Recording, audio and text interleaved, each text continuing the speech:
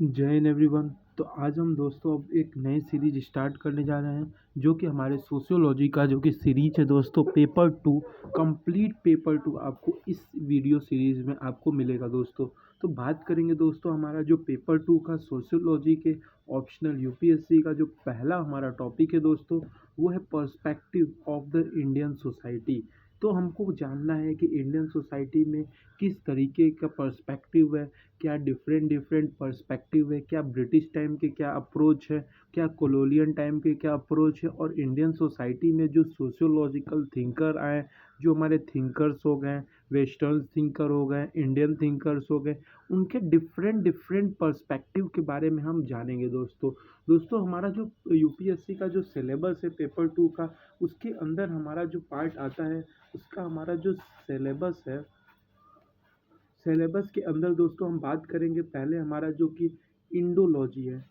Indology Indology के perspective बात करेंगे। इंडोलॉजी दोस्तों उसे कहते हैं जो इंडिया के स्टडी ऑफ इंडियन सोसाइटी, जो इंडियन सोसाइटी को क्या करता है, स्टडी करता है। जो यहाँ पे हम देखेंगे टेक्स्ट, यहाँ पे हम देखेंगे कि टेक्स्ट के जो इंडोलॉजी होते हैं वो टेक्स्ट को पढ़ते हैं और समझते हैं उसी से क्या चीज़ अप्रोच उनका होगा। और इसी टेक्स्ट में दोस्तों हम दो स्कॉलर के बारे में पढ़ेंगे, काफ़ी इम्पॉर्टेंट स्कॉलर जो है। एक तो हमारे जीएस घूरे हैं, जिसे हम कहेंगे गोविंद सदाशिव घूरे, और दूसरे हमारे जो स्कॉलर्स हैं दोस्तों, इसमें हमको कई सारे आएंगे, लेकिन इरावती एक कार्वे काफ़ी फेमस है, उनके बारे में हम बात करेंगे दोस्तों।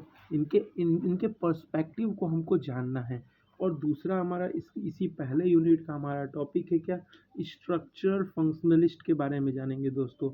इसे एसएफ से डिनोट करेंगे, स्ट्रक्चर फंक्शनलिस्ट। ये क्या करता है, ये कॉन्टेक्स्ट को पढ़ता है। मतलब ये क्या, जो हमारे ग्राउंड पे जाके लोगों को समझना, वो इस पर्सपेक्टिव को समझता है। और कॉन्टेक्स्ट पर्सपेक्टिव में हमारे दो स्कॉलर आते हैं, एक हमारे एम.एन. श्रीनिवास आ गए और दूसरे हमारे जो आ गए एस.सी. दुबे। इनके बारे में हम पढ़ेंगे दोस्तों। ये हमारे ये स्ट्रक्चरल फंक्शनलिस्ट। फिर उसके बाद हमारे जो हैं वो हमारे मार्क्सिस्ट अप्रोच है। मार्क्सिस्ट अप्रोच में हम उनके आइडियोलॉजी के बारे में बात करेंगे।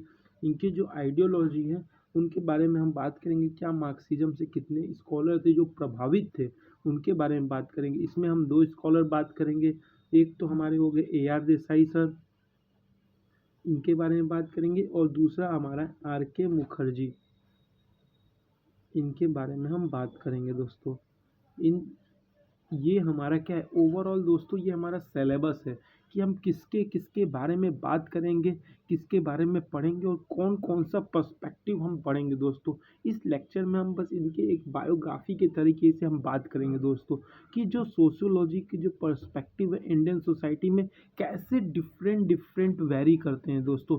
कैसे हमारा जो सिलेबस है, पहले हमारे क्या है टेक्स्ट व्यू को पढ़ते हैं जैसे कि आपने देखा, फिर हमारे क्या है कॉन्टेक्स्ट को पढ़ेंगे जो कि स्ट्रक्चरल फंक्शनलिस्ट है, फिर हम पढ़ेंगे मार्क्सिस्ट पर्सपेक्टिव को जो आइडियोलॉजी के बेसिस पे है। टेक्स्ट के बेसिस पे हम जीएस घूरे पढ़ेंगे, इरावती कार्वे पढ़ेंगे, और वहीं हमारा कॉन्टेक्स्ट जो है एम.एन. श्रीनिवास और एस.सी. दुबे, श्याम चरण दुबे को के पर्सपेक्टिव को पढ़ेंगे। वही हमारा जो मार्क्सिस्ट है आइडियोलॉजिकल व्यू है, वहीं पे हम बात करेंगे ए आर देसाई और आर के मुखर्जी जो हमारे हैं, उनके बारे में बात करेंगे दोस्तों। तो हम अपने वीडियो लेक्चर को आगे बढ़ाते हुए ले चलते हैं सिलेबस की ओर। पहले दोस्तों आपसे एक क्वेश्चन है कि जब हमारे इंडियन सोसाइटी में पहले किसके द्वारा हमारा जो कोई सोशियोलॉजी वहाँ पे डेवलप नहीं था। आज से अगर हम बात करें 90 अराउंड हमारे ब्रिटिश टाइम में कोई सोशियोलॉजिकल हमारा क्या था, सोशियोलॉजिकल थिंकर कोई इंडियन सोसाइटी को अच्छे तरीके से नहीं पढ़ रहा था। वही हमारा क्या था दोस्तों, वही जो हमारा ब्रिटिश थे, वही हमारे इंडियन सोसाइटी को क्या कर रहे थे, वही ब्रिटिश हमारे इंडियन सोसाइटी को पढ़ रहे थे। लेकिन जो उनका पर्सपेक्टिव था लेकिन जो उनका पर्सपेक्टिव था जो इंडियन सोसाइटी को पढ़ना, वो उनका किस तरीके का था, उनका नेगेटिव पर्सपेक्टिव था दोस्तों। उनका क्या था, निगेटिव पर्सपेक्टिव था। वो हमेशा क्या करते थे, सुप्रीमेसी ऑफ द ब्रिटिश, नहीं बोलते हैं लोग कि you are like white burden people, लेकिन नहीं बोलते हैं ऐसे लोग कि आप वाइट बर्डन हो, आप हमारे लिए एक बर्डन की तरीके हो।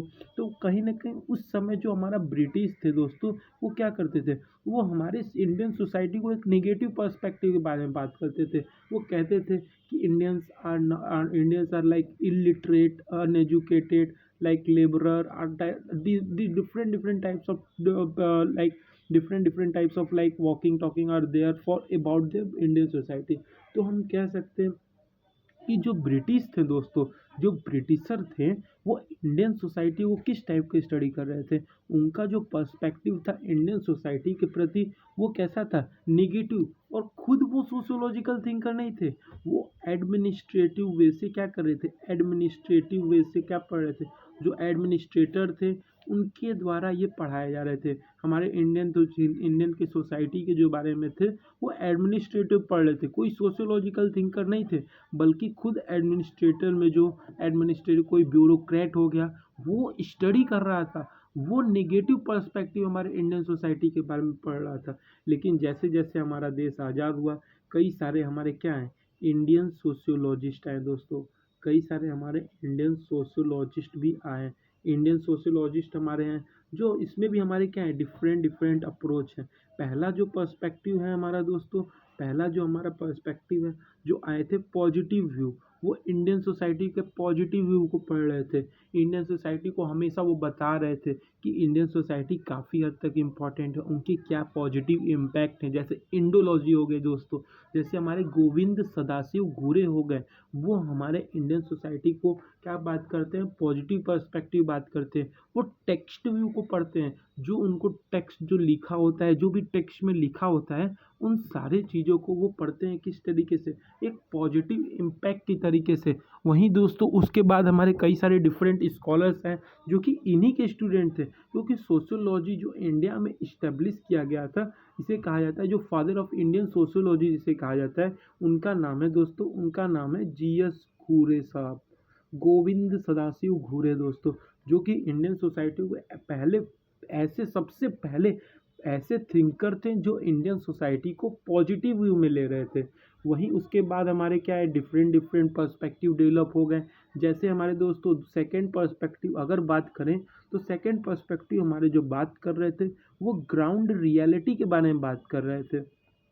ग्राउंड रियलिटी, इसमें आएंगे दोस्तों हमारे MN श्रीनिवास, जो कि बात कर रहे थे किसके पर्सपेक्टिव से, किसके पर्सपेक्टिव से, कॉन्टेक्स्ट के पर्सपेक्टिव से वो बात कर रहे थे कि जो ग्राउंड लेवल पे क्या हो रहा है उस चीज़ों को देख के, वहाँ पे जाके फील करके समझ के उस पर्सपेक्टिव के बारे में वो विचार करते थे। लेकिन ये भी हमारी पॉलिसी क्या हो गई थी, गवर्नमेंट ने इस आधार पे सोची थी उस समय कितनी बड़ी पर्सपेक्टिव है, लोग ग्राउंड पे जा रहे हैं, पढ़ रहे हैं, समझ रहे हैं। फिर इस गवर्नमेंट ऑफ इंडिया ने क्या किया, इनके पर्सपेक्टिव को ले लिया, अपना लिया। लेकिन क्या था इनका ड्रॉबैक, लेकिन ये था कि सरकार तो इनके एक पॉलिसी को देख के अपने पूरे गवर्नमेंट ऑफ स्कीम बना दी, लेकिन ये स्कीम फेल हो गए। आखिर में क्यों, इनका एक निगेटिव इम्पैक्ट है ग्राउंड रियलिटी का, कि वो किसी एक विलेज को, सपोज एट मान लीजिए यहाँ पे ये हमारा इंडिया, सपोज एक मैप है, वहाँ पे डिफरेंट विलेजेस हैं, लेकिन ये ग्राउंड रियलिटी वालों का क्या है, वो एक को पढ़ के, यहाँ पे एक निकाले उनको पढ़ के पूरा थ्योरी बना दिया, पूरा स्कीम बन गया उनके ऊपर। लेकिन यहाँ पे दूसरे लोगों का दूसरा विचार था, दूसरा उनका नीड और वांट था। बट ग्राउंड रियलिटी वालों को क्या है, किसी एक विलेज को पढ़ के पूरा स्कीम बना दिया, पूरा प्लान बना दिया, तो इसीलिए इनका फेल हो गया। हम कह सकते हैं it failed because they generalize their study, they study one village of the, suppose that हम यहाँ पे कास्ट का भी अप्लाई कर रहे हैं, एक विलेज को पढ़ रहे हैं या कास्ट को पढ़ रहे हैं, और उसको हम अगर पूरे इंडिया पे अप्लाई कर दे, पैन इंडिया लेवल पे अप्लाई कर दे, तो ये कैसे सक्सेस हो सकता है, आप भी सोचिए दोस्तों। तो इसीलिए ये क्या हुआ, ये भी प्लान फेल हो गया दोस्तों।